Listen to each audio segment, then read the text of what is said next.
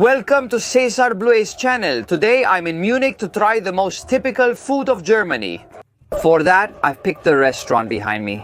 A good one. It's a brewery, the Hofbrauhaus Brewery, opened in the 16th century by Duke Guillermo V of Germany. I'm telling you this because it's a royal brewery. It was open only to the people of the court for 300 years, and in the 19th century, they moved it to this place behind me, which is huge. They opened it to the public. And pay attention because it has no less than over 1,500 seats, places where you can enjoy their own beer, which is very famous here, and their own food. This place is the restaurant with the most reviews I've seen lately. It has close to 95,000. Like I said, it's huge, really huge. I'm heading inside to see what's cooking, hoping to satisfy this huge hunger that's already giving me cramps.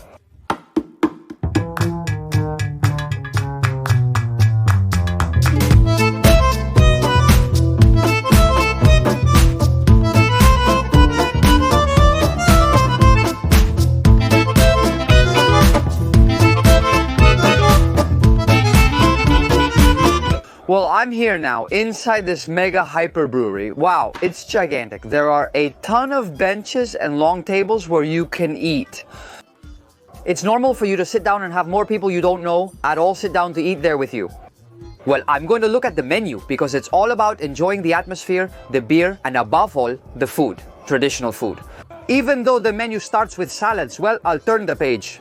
They usually have the typical Caesar salad everywhere, but not here. Here they have goat cheese salad, oyster salad, or sausage salad. Anyway, that's what they have. The Brotzeiten. Brotzeiten is like the food you have during a break. They're assorted dishes. The Bavarian Brotzeiten also has a bit of everything. Sausages, pork, something crispy, ham, meatloaf, roast beef. Anyway, they have breads. The most iconic bread is the Pretzel, although they have a few other types of bread as well. There's even a girl dressed in period costume who goes around offering bread to all the tables. They have homemade soups like potato and vegetable, meat and strips, pancake or meat with liver dumplings. The typical side dishes are potato dumplings, bread pudding, boiled potatoes, and French fries. And then, what we've come for, the German specialties. One of the most common specialties on the German table is sausages. They have their own butcher shop, it says here, and it says there are several options. The original from Munich, which is made of veal, you can choose a mixed plate that includes pork, veal, and, well, then another one called Platscher. The most classic thing you can also find in local breweries are pork knuckles, Knuckle, and also roasted. They have roast pork, they have Schnitzel, the pork escalope, a roast veal that comes with a lot of onion, and goulash. For desserts, they have Bavarian cream, apple strudel, which is the quintessential dessert here in Munich. And another typical dessert from here is Kaiserschmarrn, which they say is a pancake. It says here that all the dishes on the menu are native to the region, made with local ingredients, and that they make everything themselves. They don't add any kind of additives or flavor enhancers to any of the food. And that it's food designed to be enjoyed with a good beer. That's what we'll do because we've already looked over the menu and now it's time to start eating. Well, the first thing I did was order myself a beer, of course, and here it is. This is the original half-liter Hofbrau, their smallest size. What a huge beer! The video begins with the traditional brewery scene where food is accompanied by the obvious on beer. It's a very smooth beer. I'm not an expert, but it's really good. I visited here yesterday with my friend, a Galician in Munich, a YouTuber, Jose, and we were having a beer. I was checking out the atmosphere and everything. I was testing it out before coming, and wow, it definitely passed the test. That's why I'm here recording the video. So this one is for you, my friend Jose. Now I'm just waiting for the food I ordered to arrive. In the meantime, I'm enjoying my beer. Well, the first dish has arrived, the soup with beef liver dumplings. But this is incredible because what a huge dumpling. These look more like giant meatballs. Well, I also ordered a pretzel bread. Obviously, I had to try it. This is amazing. How do they even call this a dumpling? I mean, is this really a dumpling? Is this really a dumpling? Wow, really? Well, dumpling, huh? Let's see how it tastes. This is off to a good start. This is really good. Again, keeping with the theme of the trip, I noticed there's very little fat in this. Indeed, it has a lot of liver and a little bit of rice. This is huge. I don't think I can finish what I ordered today. I hope they have containers for taking it home. The broth of the soup, it's tasty, but lacks strong flavor and substance. Let's try the pretzel next. It's typical here, but doesn't fascinate me. Not a criticism. I already knew that pretzels aren't something that would fascinate me. It's a bit salty. And well, to start with, I'll tell you that here everything is extremely filling. Very abundant. If the smallest beer is half a liter, just imagine the food. I mean here, nothing is small. The so-called dumpling, which is actually a meatball. I mean, if you want to say it in English, it's a ball of meat, a meatball. It's a large, mildly flavored chunk. By big chunk, I'm referring to its hefty size, not in a negative sense. It's extremely tight. It's a very solid piece of chopped liver meat. The soup, well, has parsley, carrot, onion. Not bad, not bad. Just with the soup, I think you'll go home full. Despite nearly 100,000 reviews, the place maintains a 4.2 rating on Google Maps. And that's because the waiters are known for being a bit unfriendly. I'm not going to say rude, right? But well, for now, they're more or less friendly. Although last night they were a bit rough when we came. But really, nothing would make your visit unpleasant, okay?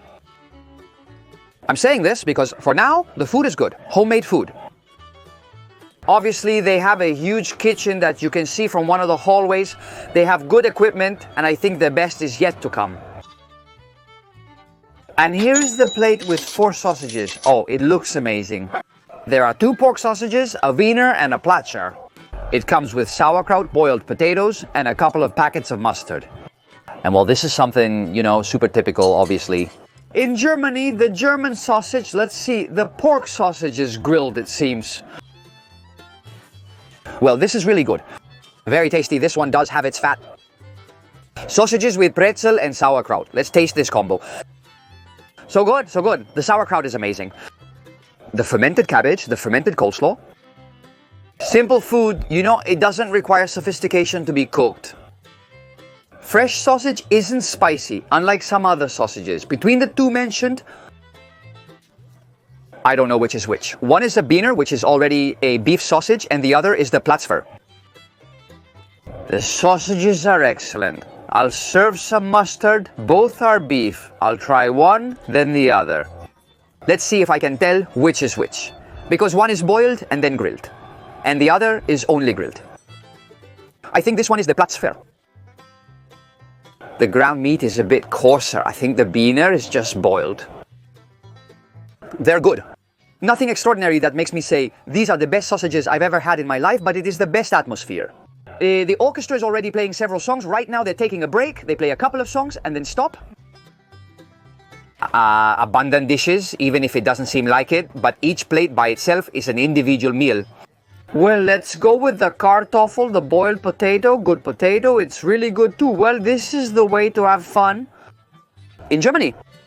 Today is Sunday and this place is already getting crowded. People are starting to sit at the same table on the same bench where I'm sitting because the rest is all taken and it's 12 in the morning. Mind you, I got here at 11:30. The one I like the most, the one I think is the best, then the pork ones, and finally the sauerkraut. It's amazing, really tasty. I'll stay here finishing my potatoes as the next dish arrives while German music plays. Here is the pork knuckle. Pork knuckle, roasted pork knuckle, really crispy with a gravy that looks amazing. This pork knuckle looks incredible. Once again, the atmosphere here for the meal is truly amazing. Here I am, sitting and eating with 3 more Germans who are on the other side of the camera. Well, this looks like it's good.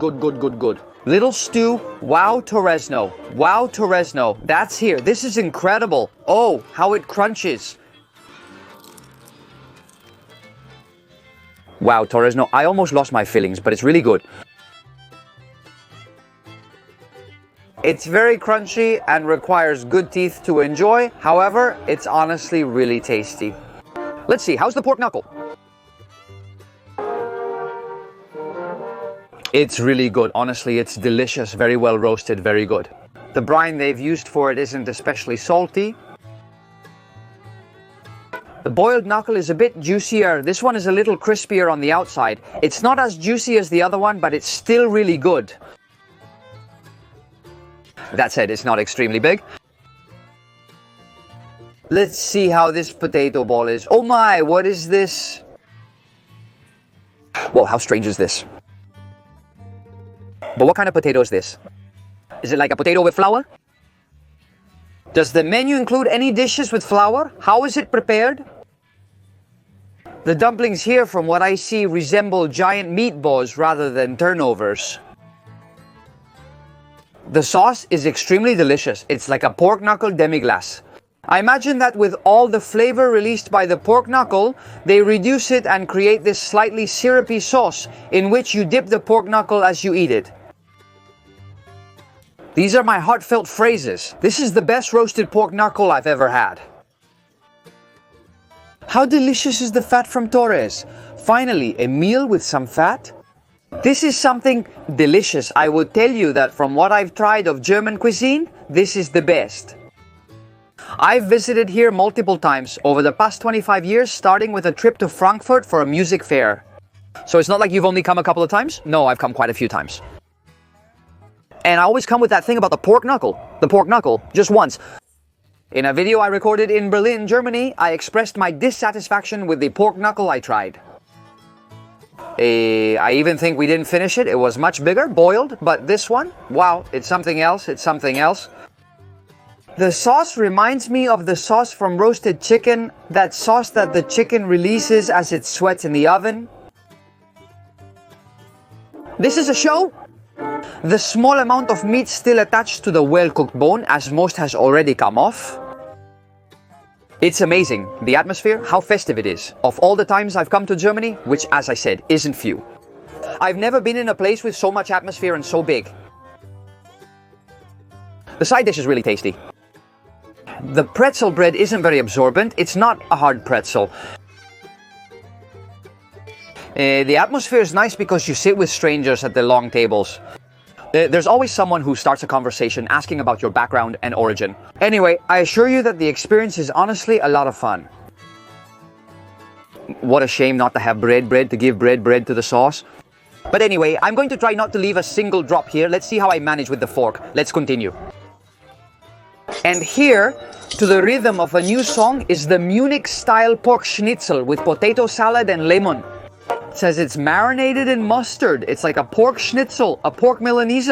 Wow, let's see how this is. Honestly, like all breaded foods, it's really tasty. And this is because the coating that breading gives to anything you bread helps it keep its juices, and the breading itself absorbs some of those juices. This is delicious. Let's see how the potato salad is. I understand it's cold, and that's right. It comes with a little mustard sauce. It's a good mix of cold potato with warm schnitzel. It has a certain tangy touch, a bit of vinegar. I think it has some... I'm right in front of the band. Definitely good. The most fun meal of this whole trip I'm taking through Europe. Chatting with my German table mate, a very nice guy. I asked him about the lemon, and he said yes, I should try it. Some people here like to have it that way, with the lemon on top. Well, look, it's not greasy at all. The fried food, the plate isn't full of oil. It's really well made. The breading is in one piece, very well sealed. Well, would I say I prefer it without the lemon? The table next to me has 5 people who've ordered nearly the same number of dishes as I have, but for their group of 5. Are they influencers or something? They look Japanese and are recording with a microphone, but all this food for just 5 people? Even if it doesn't seem like it, it's quite a lot. I've got a long drive ahead of me now. I'm going to Italy, but not to buy myself a striped sweater. Not at all. I'm going to visit the Ferrari factory, I'm going to visit the Lamborghini factory, and then I'll head to Genoa. In the coming days, I'll be in Genoa filming a video I'm excited about. I hope you watch it. Subscribe and turn on all notifications to get notified when new videos are released. Because the adventure still has a long way to go, well, overall the food is very good, not exceptional, it's not an exceptional value for money, but it seems quite reasonable to me, and the atmosphere is priceless. I insist on that. It is a place with many things to visit, very beautiful. The quiet German guy next door told me he's also familiar with northern Germany after I mentioned knowing the region. Did you see that it has nothing to do with it? That here in the south, the people are totally different. More people gather to have fun, eat and drink beers. Everything is bigger here. I've seen other breweries that aren't as big as this one, but still big, really big, with a lot of people and a great atmosphere. Last night, my friend Jose, a Galician in Munich, told me about his experience coming to Germany for the first time to do an Erasmus program in the north. He got a job in the south. He had no plans to stay in Germany, but upon arriving in the south, he enjoyed it. He's been living there for many years now. Anyway, that's already a done deal. But there's still dessert left. And this is today's dessert, of course, the apple strudel. This is the most typical dessert in southern Germany. They also make it in northern Austria. It's a dessert with a lot of history. Its origins are said to go back to the 15th century. It has apple compote, sugar, cinnamon and raisins. They serve it to you with this little fork, which I'm already using to cut it because I'm really looking forward to enjoying it. Here we go, this is so good. Here we go, this is so good. Oh my, what a delicious thing.